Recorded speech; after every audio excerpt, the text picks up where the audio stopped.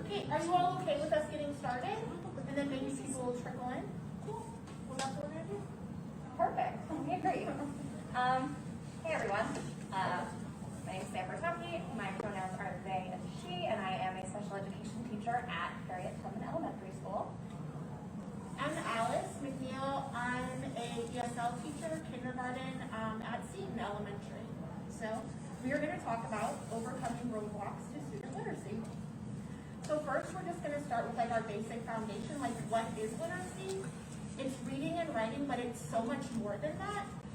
It's really just being able to be a full active member in society. Like if you're reading, you need to be able to read signs, you need to be able to text, you need to be able to access information, from the pandemic, you need to be able to access that information about services, about housing, all of those things really depend on people being functionally literate.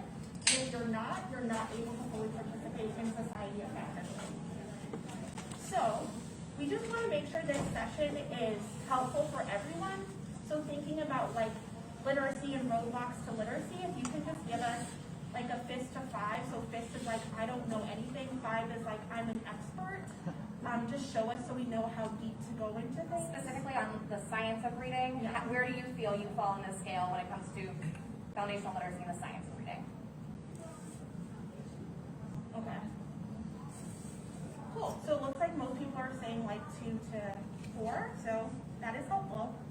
So first, we're just going to start off with this premise that literacy instruction in the district, really nationwide, but we're focusing on the District of Columbia, isn't working. So these are, for all of DC, these are the PARCC scores. I'm not sure how well you guys can see. You can see it well enough. So these are the scale. Yeah, these are the scale scores, but you can see that basic, proficient, and advanced, and these are math and ELA, but you can see that most students, over 50% of students, are not performing 4 and above on PARCC, which is failing. And also being said, we're not saying that PARCC is the end-all be-all, it's just how literacy is measured in the district, so that's the data we have access to, and so that's what we're going to be discussing. So, I found all this information on the DCPS website as well as the OSCE website, and it's framed as literacy is improving, but if you really look at the trends you can see in both DCPS as well as the charter sector, that it's not such a rosy picture. And as we said, yes, the trend is coming up slightly, but most students are not proficient readers. When you break that down into subgroups and students that are from communities that have been historically excluded, you can see it's even more of a dismal picture. And literacy instruction is just failing all of our students right now, current instruction. So you also see that the black-white achievement gap has also increased slightly. So while there are some students that are doing better, that the gap is continuing to grow, and how are we going to make that up? So these are, again, you can look at the changes. So it's on the website, it's being touted as a success, but if you're looking, a change of 0.27% is not a huge change. And if you look at the English language learners, those scores are actually decreasing as a whole in terms of PARCC performance. So, as we talked about at the beginning, literacy is just way more than being able to read and write. It really affects how you're able to move in society, how you're able to interact with society. And if you're looking at incarcerated populations, you can see that the percentage of people that are not proficient at reading is incredibly high. And so it's not just about doing well on PARCC, it's about being able to have a successful future and being able to participate. And it's really an issue of social justice more than just test scores. So, am I going too fast? Are you guys okay? Okay, good. So, we're going to talk about like what is the solution. So if we're looking at reading, studies have shown like this is the simple view of reading. So there's basically 2 large strands, 2 buckets of reading. There's decoding and language comprehension, and if you're checking, it's a multiplication. So it's not adding, it's if you have high decoding skills, below language comprehension, you're still not an effective reader, and vice versa. So we really need to target both buckets. And right now, current instruction is really focusing on the language comprehension, which is important, But if you're not able to decode, it's gonna cancel itself out. So here's a more advanced, if you've seen this before, you know what it is. But this was developed actually to explain to parents how complex learning to read is. Most of us don't remember learning how to read, but if any one of these strands is missing, if you're missing vocabulary, if you're missing decoding, if you're missing phonological awareness, that affects your total reading comprehension. You're not going to become a skilled reader if any one of those buckets is missing, because they all work together to become skilled readers. So here is a video. So with the start of the pandemic and virtual learning, a lot of families got to have more of an insight than they usually have in terms of literacy instruction. So this is a video from a parent that was watching her daughter learn to read. So we're not going to watch the whole thing, but we're going to watch part of it. And it's really focused on how the student, they're in California, but it's very similar to how reading is taught here in the district as well as nationwide. And looking at the focus on guessing as opposed to really strengthening those decoding skills.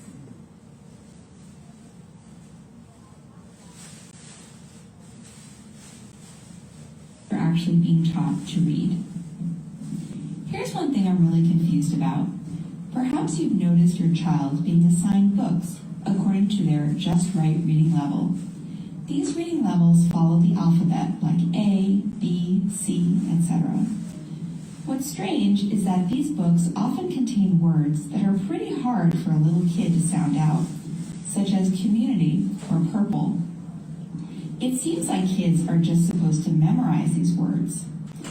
To make it easier, kids are taught tricks for how to guess words when they get stuck. They can, for example, guess a word that makes sense.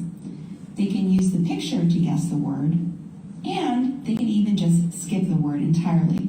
Now you might be wondering, So we're going to stop there and then we're going to jump ahead. So what this parent does is they have their student read the book with the pictures and then they eventually cover the pictures, and you can see a huge difference in terms of the student being able to accurately read the words. Learn here should apply to regular books that also use these just right levels.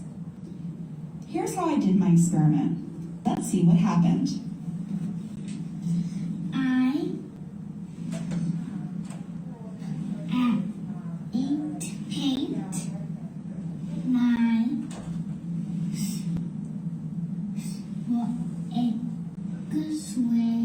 swing purple.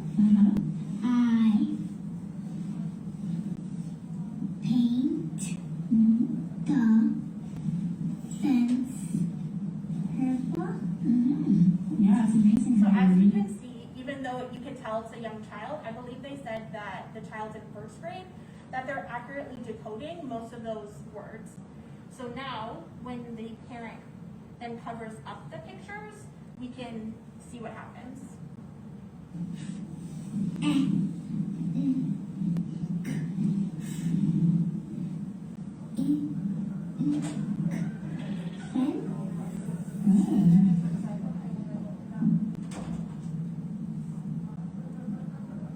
Purple. Okay. I paint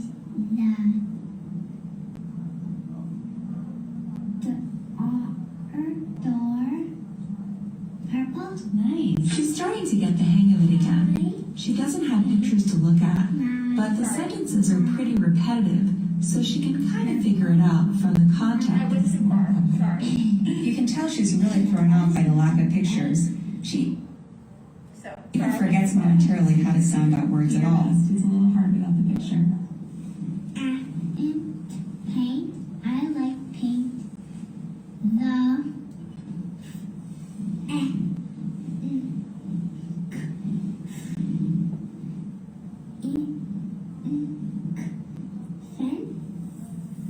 So as you can see without the pictures, I fast forwarded too far and there's like another part, but as you can see without the pictures, the student is really struggling, and a lot of the words that the student was able to read pretty fluently the first time, they're no longer able to read. So, that being said, why is this a big deal? Take it away, Sam.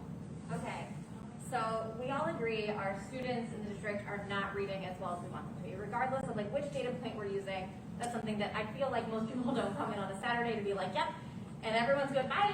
Like, that's not why we're here. So we all agree on that. The why becomes a little bit trickier. Why? Is it because students in the district just aren't as smart as students everywhere else? No, absolutely not. Is it because our teachers here don't work as hard as our teachers everywhere else? No, absolutely not. So if we can agree that both of those things are true, we have really smart kids and teachers who are working our butts off, then what? Why is this still our reality? So I have a few scenarios we're going to work through together that pull out some of the things that I'm seeing. I ran through this presentation with some of my colleagues this week just to make sure like I knew what I was talking about. And one of them was like, wait, is this play about us? Some of these are very closely informed by my experience, some by my friends' experience, some not at all. So we're going to look at these scenarios and see what is in these scenarios that is making that data look the way that we thought it looks, that we all agreed we're not crazy about. And then we'll see if you all have any experiences. Raise your hand if you're a teacher. Raise your hand if you love teachers. I'll take it.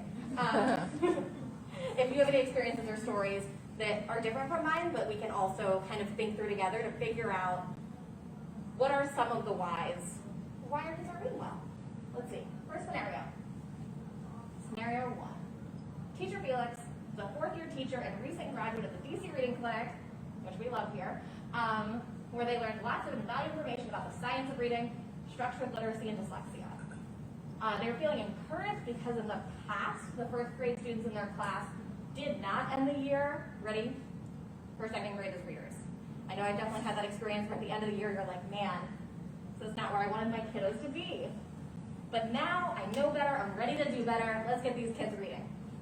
Teacher Felix is ready to go. Then, in August, their assistant principal gives them the set of Fountains of Canal readers, which look a lot like the ones from that video. We're going to see another example that they are required to use for guided reading, and shares that their task scores, so 15% of their evaluation is going to be around TRC proficiency, which, can you go to the next one? Yeah. So there we see 15%, one more, sorry. Which means, can our first graders decode this? Based on the sound spelling correspondence that we should teach a middle of the year first grader, a lot of these words aren't accessible to them.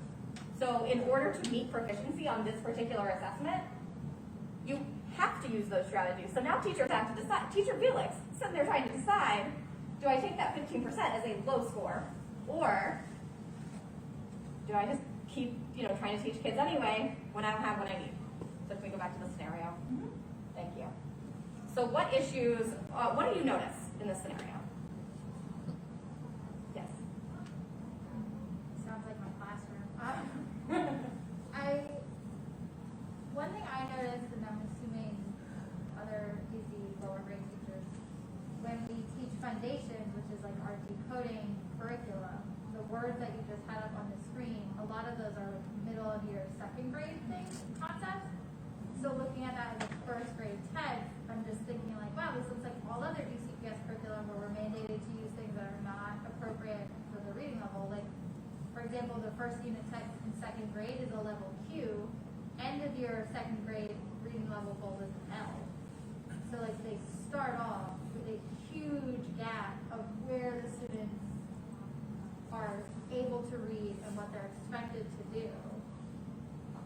Yeah, like a disconnect between the skill and the text. Yeah, so they're supposed to come in on like an I, and the first text we have is a level Q. And there's no modified version, like I'd have to remake it entirely to fit what we're doing.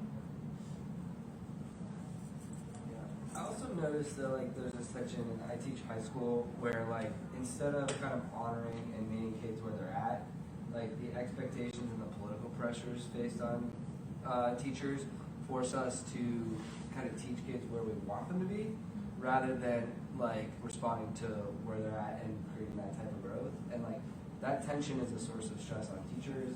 It creates a lot of anxiety and disengagement from kids because they get frustrated. And so like just naming that and then trying to figure out kind of how you move through that or resist against it could be really useful in developing, real literacy.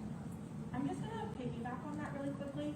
So, I think that there's also this popular idea that like kids will grow out of it, and that has been like thoroughly debunked, but our policy and our curriculum, our expectations doesn't follow that. So that if there's not early intervention that's intense and explicit, the kid that's behind in first grade is going to be behind in fifth grade, is going to be behind in seventh grade, in eighth grade, in high school, without that explicit, intensive instruction if we continue teaching this way. Did you want to? Oh, I mean, I get your point of like, this should all lead to more systems-based phonetic instruction. I also want to flag up the word dyslexia in there. Like, I don't know what percentage of the population has some form of dyslexia, but it is higher than many of us think all the time. And I think that, teachers, like, when they go to ed school, they're like, they learn how to teach reading. They don't learn about how to address dyslexia, which is a part of the soup. So it's so frustrating that people see, like, there's only one path when there's, like, lots of different kinds of people on that path. Yeah, I love that you pull that out because I always think of the quote that they use a lot at the DC Reading Clinic around, like, science of reading informed structured literacy harms none, helps all, is imperative for some. So if we have some kids, even if that number were 5%, it would still be worth it. I don't think it's 5%, but like even if it were, I can't pick a kid that I'm like, I'm fine with you not reading. So yeah, like, and we know that, yeah, that is critical for them. And it's not hurting anybody. All right, yeah. It's actually not going to be Next too scenario. I want to unpack this a little bit more. I named this one, let me go back one more. Sorry, forward one more. There we go. Okay. I named this teacher knowledge and empowerment. So when you know better, you do better. So teacher Felix did not know better for all of those students they taught in the past. But do we know whether or not our teachers know better? This is something I've been thinking about a lot because someone in this room has had me digging through teacher prep stuff lately. Thanks. But we know that OSSE isn't requiring our teachers to be trained in the science of reading. Do we know if they aren't? Do we know, have we done any research to figure out actually how many of our teachers do know a lot about phonological awareness? I don't know if we do. So that's something I'm thinking about because I don't know that any of the experiences I've had would flag me as someone who knows a lot about the science of reading and spend a lot of time in this stuff at this point. But it wasn't, I am now an old person, so when I was coming up through college, it wasn't something that would be reflected in my transcripts. So that's my first kind of wonder. And then the second one is, and what if you know better, but aren't allowed to do better, or aren't empowered to do better? So even if you know everything about structured literacy, and you know, like, I see this specific phonological awareness gap, but all I can do is guided reading, because otherwise, when my AP walks into the room, they're going to be mad at me. So that's kind of what I've named this first bucket scenarios. Here we go. All right. So here's where we meet Clarissa. Clarissa's a kindergartner in Miss Wright's class. It's May, and Clarissa's mother is concerned Clarissa is not reading on or even near grade level. She doesn't connect letters to sounds consistently. There's just a lot of evidence that Clarissa's mom's worried about her as a reader and a future reader. She brought this concern up to the school's special education coordinator. Also, that's how you know this one's not actually just about me, because I never had a special education coordinator in my life, who encouraged her to practice sight words at home with her daughter, but did not see any need for assessment or additional supports at school because these things usually work themselves out by the end of second grade. Right? Yeah, they didn't get there. What do you notice? The teacher is not part of this conversation about Clarissa. I noticed that. Yeah, well, and the special education coordinator doesn't seem very well informed about the science of reading. What makes you say that? Because she does not recommend, well, she's not providing any assessment. She's just going on the mom's word. She doesn't seem to be coordinating with the teacher, and she's not like recommending any intervention. It doesn't even seem like they have a ready intervention program to drop that kid into. Like, there's a lot going on there.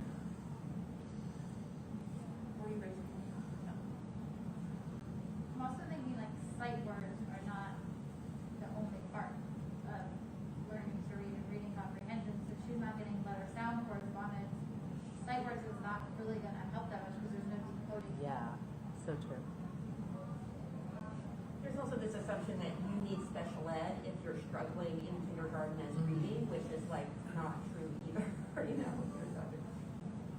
they're not on the month. Alright, so what I made one kind of as I was thinking through it, was family engagement and once again empowerment. We'll go to the next one. So I have the questions on there. So are families empowered to advocate for their children? When they do, what happens? And how is research around literacy instruction shared with families in an accessible but meaningful way? So yeah, Clarissa's mom's ready to go. Like she's like, I want to help my kids. Like let's see what we can do. But has she been shown Scarborough's rope? Have they discussed these sorts of things? How much does she know about how they can help and what screeners are we using if a family shares a concern? What are we doing? Because I don't know much about Clarissa's reading based on that scenario, but I would know that we need to look more into it because family engagement is part of this, both in terms of what we are giving them and what we are doing with the information they're giving us. All right. Just on that, have you seen the family engagement done well in your experience, in your school? I've seen it generally done well. Like my school has been a flamboyant school since before it was required, and so it's really part of our culture and just who we are.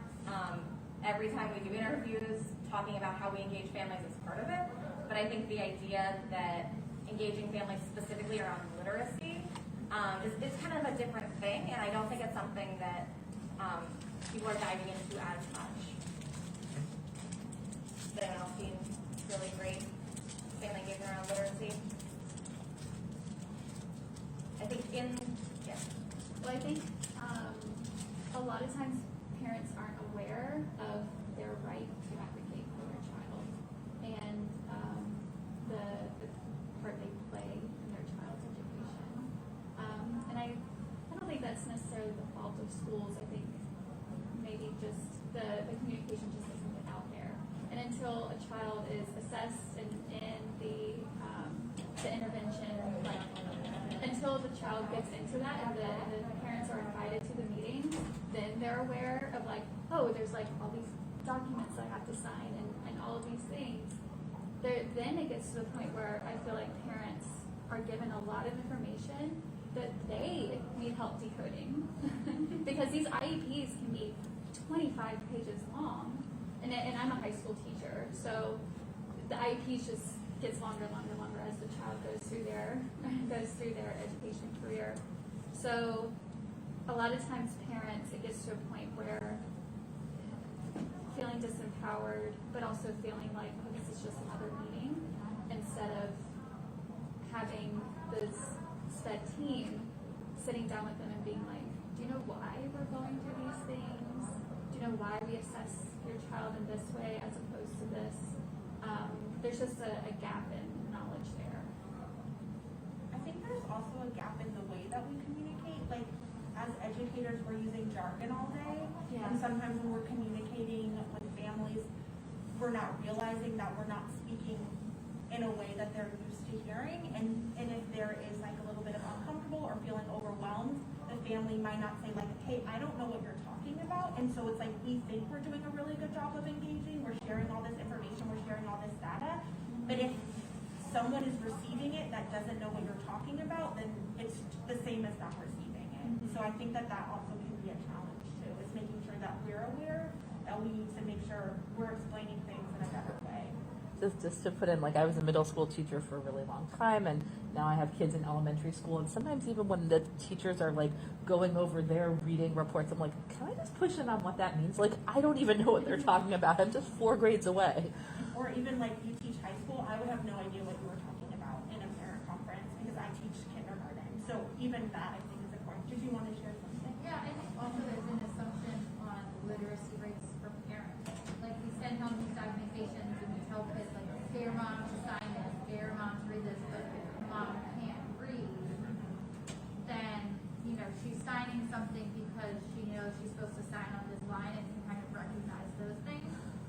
doesn't actually know what's happening. And I think a lot of parents feel a bit of a sense of shame, especially parents who are English learners, that they can't read these documents and they can't communicate, so they don't say anything. They don't ask someone to reach them. They just sign it, assuming that the school is going to do what's best for their child, which I think is always the intention, but is not necessarily always in practice. And without parents' input, it's really hard to make sure it's a wraparound approach.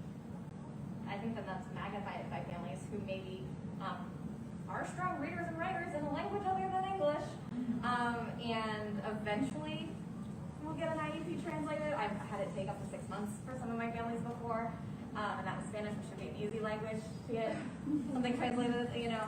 I also know that on practice, we just don't translate things like drafts of IEPs, so then like that's another barrier to this family actually being able to say, like, hey, you said this about my student in the present levels, but then there's not a goal about it because it doesn't make sense. So now we're not meeting all their needs. Right, now we have scenario 3. That's perfect. I don't pick favorites, but if I did, it would be scenario 3. This one right here. This is it. So Mr. Garcia is a special education teacher, serving 13 first graders with a variety of disabilities. He leads a reading group for 4 of those students on his caseload daily. For the month of April, however, Mr. Garcia has been pulled from his regular duties to sub for a classroom teacher 3 times. Additionally, at the beginning of the month, he had to miss 4 sessions to proctor standardized testing for students in a different grade. This means the group has only been able to meet 9 times the entire month of April. Of those 9 meetings, 3 were interrupted by a malfunctioning fire alarm, causing an evacuation of the building in error. It seems outlandish. I wish it were. The outlandish part is I was only asked to sub 3 times. Part that doesn't seem accurate. So what do you notice? Yeah, this is a big problem for special educators. I think I'm a general educator, and I can count, and I've been teaching for 7 years, and I can only count like probably 1 or 2 co-teachers where I felt like I had a close relationship with them, and we met the right way to co-teach in a classroom. And I think it's part of the reason is because my special educator, they really had to advocate for being in the classroom with me and meeting with me weekly. Like, it's not standard for across the district for me to meet with my co-teacher weekly. Like, he said, no, I'm going to make this time with us in only 30 minutes so that he can grab materials, appropriately modify the lessons ahead of time, and then be able to meet our students' accommodations and stay legal.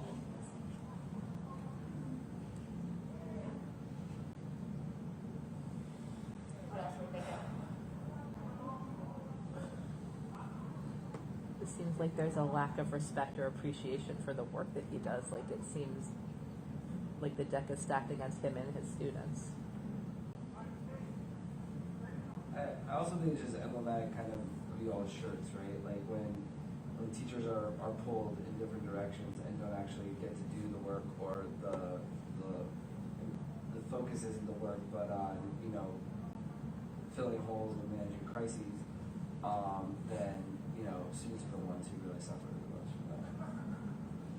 Yes, I think of, you know, teacher feels is annoying because finding out the last minute you're going to sub is not fun.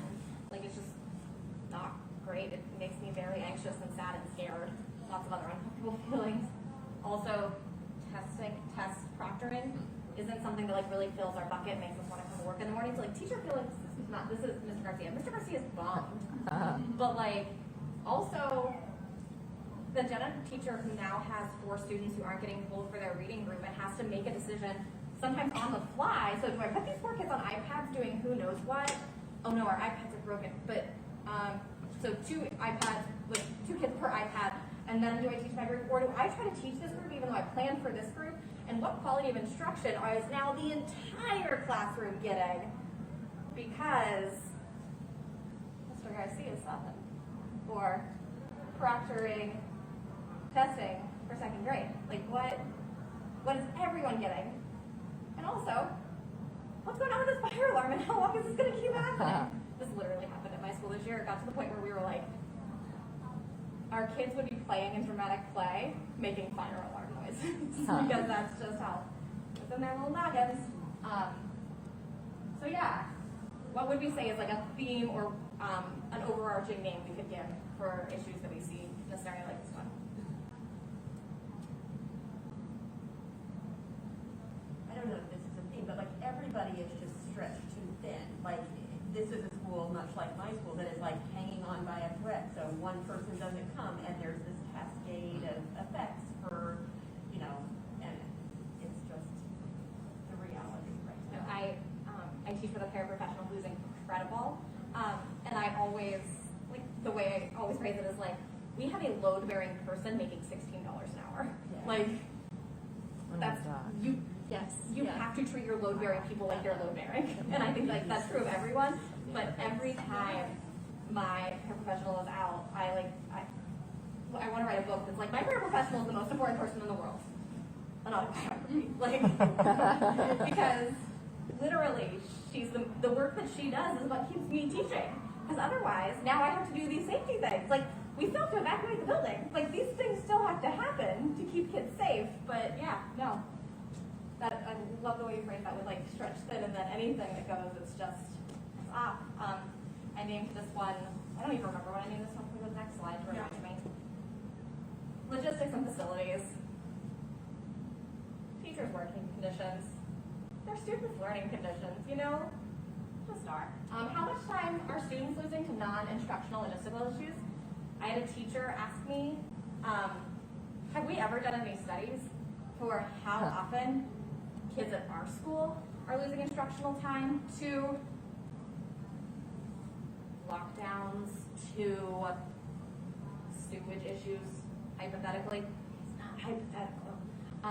Malfunctioning fire alarms versus school in a wealthier neighborhood. Like, have we ever actually looked at that? And I don't know. I could make my best guess. But, I mean, I know what my best guess would be. It would be, thanks for being here. In Ward 3, it's happening less. That'd be my best guess. Ward 2, it's happening less. Ward 1, it's happening a little bit more. Ward 7 and 8, it's happening constantly.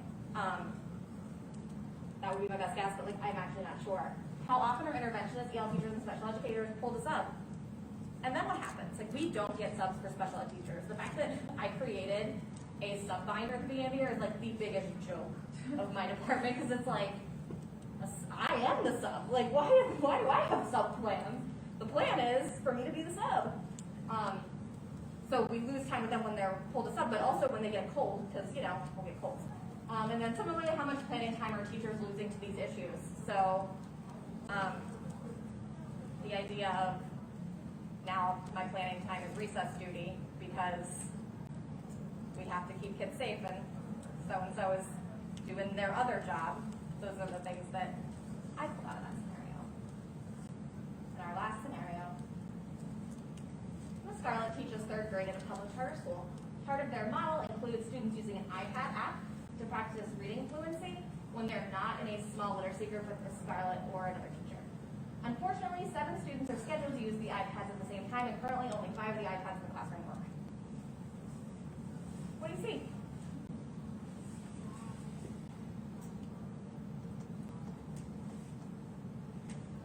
Teacher as tech support.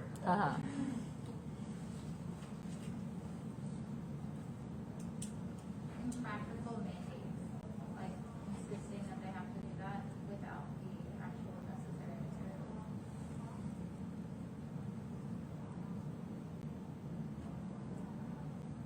And I think sometimes we do the same thing with our stuff that we do with our people, where we're like, okay, we have 15 kids in this class, half of them are going to be on iPads, we should have 7 iPads. Not them thinking like, oh no, if one iPad has any number of iPad-related illnesses, now we have a minor crisis on our hands. But also, like, the structure to then get them replaced. Like, there's, I mean, at every school it's different, but at my school I think it's like 30 days. If we have the iPad and the tech support, like, but you have to put in paperwork to have it go through the budget because it costs money. to the right people, and it takes a long time.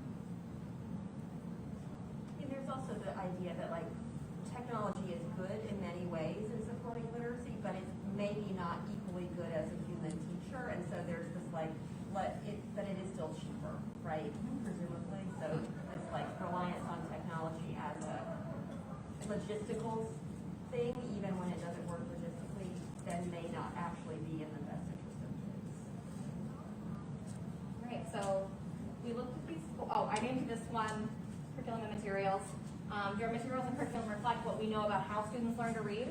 So are we giving students a level Q book when we know as a second grader we expect you to do level I skills? And do our materials work and work well? Do our books have all of their pages? Do our iPads turn on when you push the iPad turn on button? Do we know where the chargers are? Those sorts of curriculum and materials things. So those are the 4 that came to my mind about our roadblocks, where we are. Does anyone have any roadblocks that you've been like, when are we going to get to this one? This one's so important. I think one that was covered in the first one is that it's just the alignment all the way through. And there's so many previous approaches to reading. People get very attached to one. It's very hard to get them to let it go.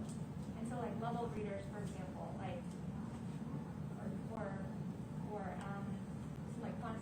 the Fontes and McNeil assessment is fraught with problems, right? It's been fraught with problems for years and years and years. And there's a lot of thousands of educators, thousands of administrators who love the Fontes and McNeil assessment, right? But it's not aligned all the way. We talked about the reading clinic, right? To the TRC, there's misalignment, and that flows through all these other things. And it just creates more work, right? Like you're just doing and undoing work a lot because of the lack of planning. Which is not Yeah, no, but there are theoretically infinite things so yes, that's, yeah. What other ones could we? I don't know if this is the conversation, but the connection to the gap in literacy and also the gap in knowledge. Like we're history teachers, and for a big thing in education is like if you ask a kid any historical event happened, just their knowledge of it, they're probably gonna be like, "What? That happened?" And we're like, "Yes, we've been teaching you this for like weeks now." So just that connection and how does that interact in just their talking about literacy being more than just reading, like what is your knowledge of like DC politics or DC history or like those kinds of things. Mine has those out. Thank you. So that was our one else. And then so for the last few minutes, we are going to just kind of talk about what do we want to try to have happen next. So no one in this room has a magic wand. If you should have told me, you did. If you could just wave it and fix all these problems because they take so much time. So what are some things that we can start advocating for that push on these problems? So in groups of 3 to 4 or 2 to 5, you're adults. I really don't care what you do. We're going to do one possible solution. Pick one of these solutions to the issue you chose. And then we'll check back in 7 minutes and do our wrap-up. Yeah. Groups of 3 to 4, or more or less, I don't care. And then pick one of the things we talked about and think about one of 3 possible solutions. Do you teach like that? Yeah. Oh, I didn't know that. May I join you guys then? Yeah, sure. What grade are you teaching? I teach 9th and 10th grade. Okay. Hopefully there's some like 10th graders. Yeah. Very cool. Like that was like, oh my gosh. Whoa. Is that class? Yes. Okay. Yes, I taught Follow your heart. last year for virtual learning, and I was like, oh man, I was so bummed that I didn't get a chance to have her in the classroom just over Zoom. She's actually one of those kids who's like very shy. But like she'd answer questions all the time. But then like when I saw her reading scores, I was like, Yeah. it was like actually like she's an example of someone everyone's like you test, never test kids. I'm like, I think you can for really nice Sorry, that was very loud. Like and every year there would be some kids that I would completely not understand what they needed until I saw their tests. For sure. I agree. I know there's so many I want to ask. You like tackling literacy right now on a citywide? We're trying to get structured literacy training to every reading instructor, and there's a lot of roadblocks. But and also it's technical challenges, but also trying to find that balance between how top down, how bottom up is it, how much of it is creating a pool of funding that allows for heads of school or heads of LEAs to choose, Yeah. versus the efficiencies actually of standardizing. And so that's actually quite tough. But looking at what other states have done, Texas, Tennessee, as examples, Louisiana have mandated top down. And basically said every reading instructor has to take this 2-week class over the summer, and we'll pay you for it, but you have to take it if you don't. Kind of mandate, which is it's a very particular way of doing it, right? Is that the right way More for us? Texas and Tennessee than DC, I would say, culturally. And their reading scores have gone up dramatically. Yeah. Yeah. And then the question that Kentucky raises for me too is, do we do letters? Do we do DC Reading Clinic? Do we do TNTP? You know, there's like all these different kinds of trainings. And I think Kentucky created their own, right? They like hired an external group to customize one that then goes across the whole system. If we go the flexible route, do we just say we're going to fund any of these? If you just show that you've taken one, you're good, and give us some funding to do it? Or do we say DC Reading Clinic, which we've been talking about, is an in-house model that we've already created in DCPS that teachers love. Let's pour funding into that so that it can be totally built up and customized for DC and make it optional or required for every teacher to participate, right? So I think those are some of the questions. And then for me, the challenge is also then aligning that to how do we make sure that heads of school, principals, don't make that mistake of, hey, our instructors have now taken this, but I'm not going to let them actually take this learning into the classroom, or how do we align assessments in the right way? So all of those questions are things we're trying to think through. One wonder I have with that is like, do the questions of like choice like actually impede like just training? Does the fact that we're so reluctant to kind of like figure out how to do it that we don't end up doing anything? You know? Yeah. I mean, it's a fair question. Yeah, because I think so many of these things, like, I just feel like you're not gonna satisfy everyone. There's not gonna be a perfect way of doing it. But if you don't do something, right, then you never really kind of like move the needle or allow for someone to try it out. So I'm just wondering, like, So I mean, I guess that if we were to try something, yeah. what would you say? Where do you start?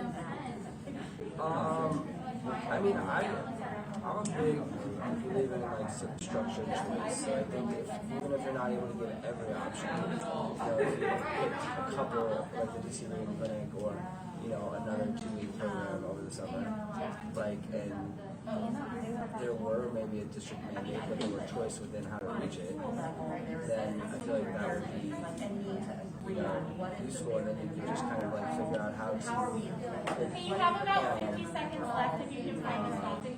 document who did what, and then move forward that way. I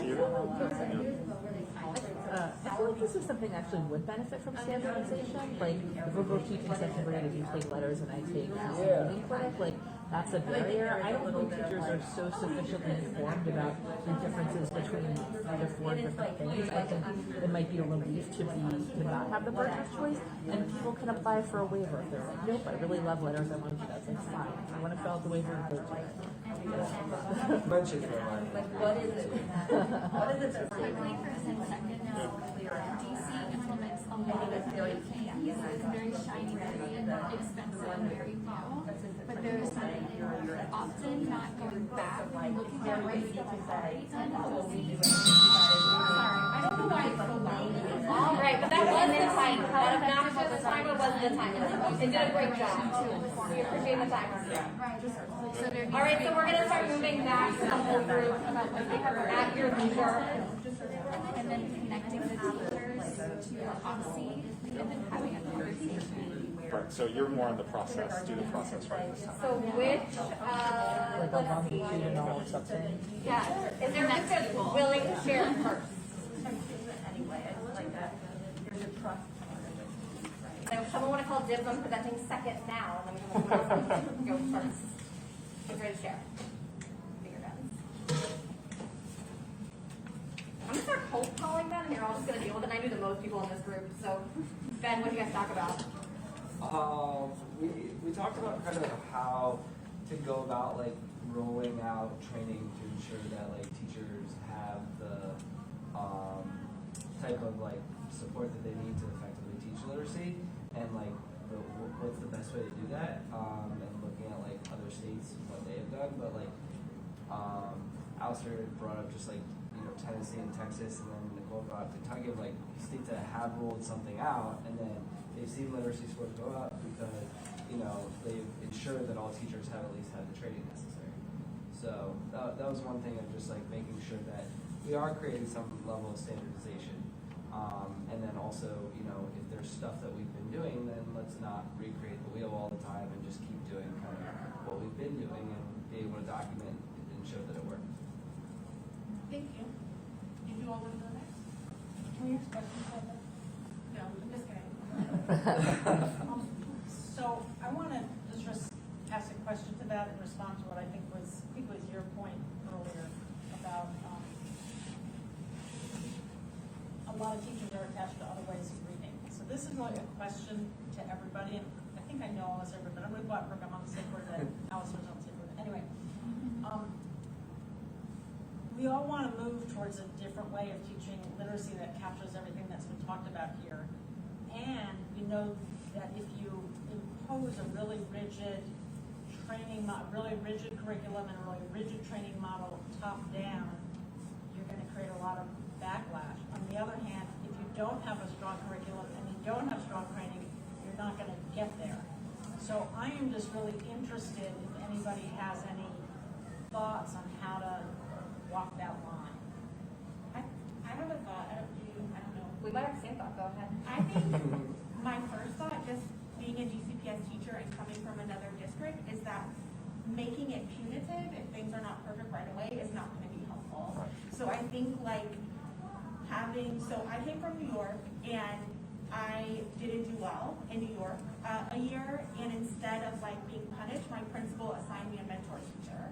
And I worked with that mentor teacher. I was given time inside of my day to work with that mentor teacher, and it made just a world of difference in terms of, one, what I was doing for the kids, but also feeling like I'm wanted here, they want me to succeed. And I find that here, I don't always get that feeling. So I think number one is like telling people like it's a switch, it's gonna be a process, and then having policies in place that ensure that it's not going to change overnight. Like it needs to be a gradual process, and this is where we're going. And there are states that have done it, but it's not like tomorrow you're going to be penalized if you pull out a level reader when you've never done this before. Yeah. I might add, I don't know if this is plausible at all. Maybe funders would hate this, but I sort of like the idea of a soft launch. Like you will have this 2-week summer training program.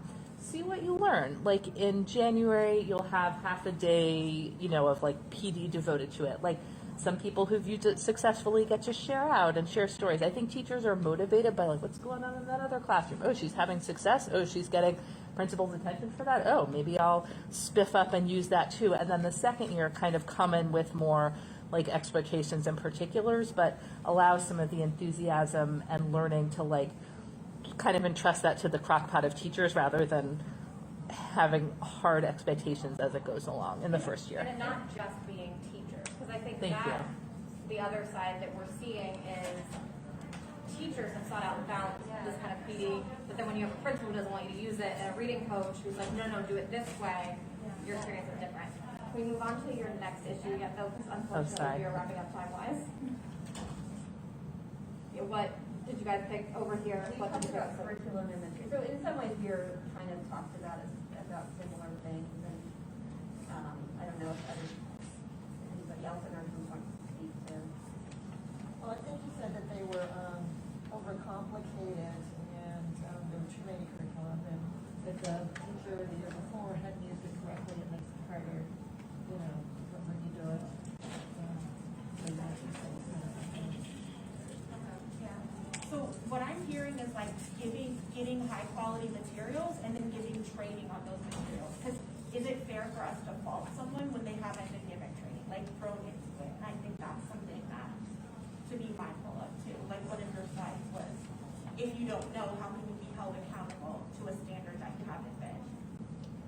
And I get comfort out of just like knowing that the training is also like research based and like science based, right? Like there's so many reading strategies that we'll have where like teachers are teaching like gist statements or teaching like how to like summarize in ways that don't actually adhere to decoding and phonics and word comprehension. So like as long as like what the program is being used is research and science based, then like kids are going to be getting good instruction, because we're going to know that it works. And then there can be okay, do they read a science text? Do they read a social studies text? Like that can vary, but like we have to do things that actually work rather than just saying we don't know what works when teaching, basic literacy.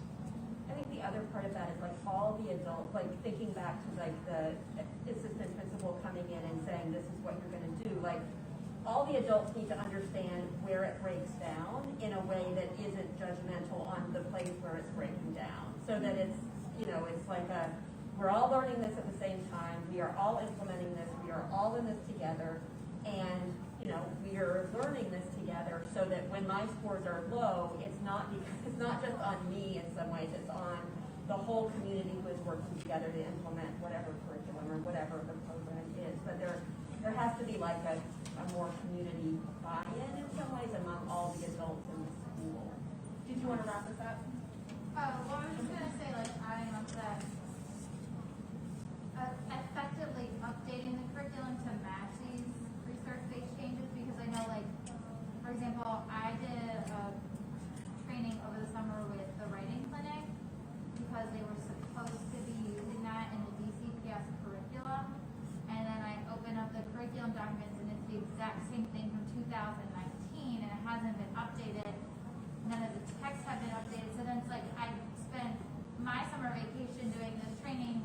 I have used one thing from that all year, and it just seemed like a waste of money from the district, a waste of my time, and it just seemed like very impractical. Like, this is a research-based program, but we're not actually going to use it. We just want to write down that we're saying. Thank you all so much for those contributions. Unfortunately, we are out of time. We really appreciate you all being here. We do have. So I want to make anything one to share, announcement, which I appreciate. So Judy here, who some of you have met, is hoping to put together sort of a volunteer tutor, a group of volunteer tutors who will be able to follow up and will be able to tutor in ways that are consistent with what's been talked about here, both on the science and reading side, for the decoding, and also on the knowledge side. And so this would create a set of tutors who, unlike a lot of the tutors who are now available, who tutor based on all kinds of other kinds of teaching, we actually have a tutor board that was compatible. So she's doing the work, right? We're not at, but if this makes sense, we want to know so that she knows that this is a path worth going on, and I do, and Alistair does. And if it doesn't, come tell us. If there are ideas you have of people who could be plugged into this as volunteers, schools that would like to support, et cetera, et cetera. I think you all know where to get me. We thought Alistair.Tang, Judy as well, so just saying that. Well, can I just give my email address real quick? If anybody wants to contact me, I'd love to hear from you. Even if you think it's a bad idea, let me know. JudyTaylor2011@gmail.com. She's probably easier to find. But Judy's, we're correct. What was the number? JudyTaylor2011 Oh, good for you for putting that up. @gmail.com. Huh. Yeah, and it's all on Judy Taylor. Well, thank you, everyone. If you can return your pen.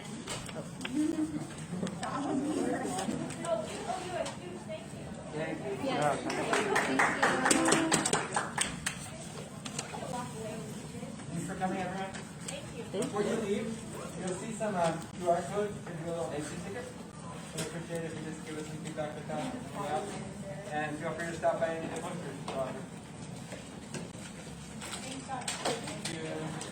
I'm not deliberately saying the camera, but so.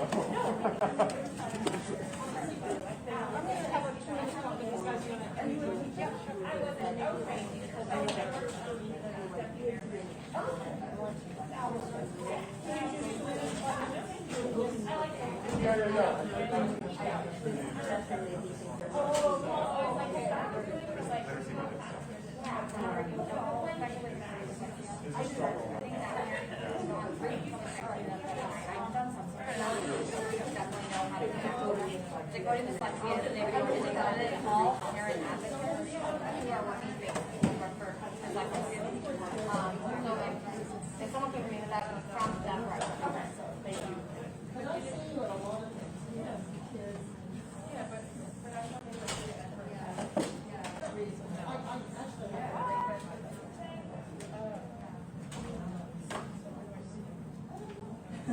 You probably may have seen.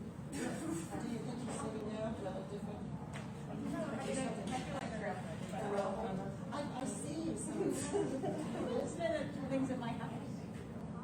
Oh, yeah. Yes.